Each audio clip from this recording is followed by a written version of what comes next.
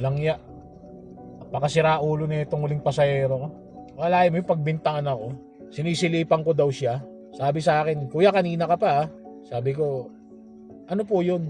Nakapalda kasi siya eh. Kanina pa kita napapansin, panaylingon mo rito sa gilid. Naninilip ka. Sabi ko, ako naninilip? Nagdadrive ako, nakapokus ako dito sa daan. Ba't panaylingon ka dyan sa kanan mo? Panaylingon mo dyan sa gilid. Syempre nililingon ko yung side mirror ko, baka mamaya may mga motor na biglang lumulusot. Sabi niya, hindi. Talagang kanina ka pa, bastos ka. Sabi sa akin ganun. Sabi ko, hindi ko kayo sinisilipan. Hindi. Talagang makulit siya. Talagang pinagpipilitan niya na na sinisilipan ko siya. Hindi. Talagang kanina ka pa. Napapansin na kita. Sabi ko, hindi nga ako naninilip. Nakapokus lang ako rito sa daan. Sabay sabi pa sa akin, ire-report kita, manyak ka. Nung sinabi niya ire-report niya ako at manyakis ako, hindi ko na napigilan sarili ko, nasagot ko na siya.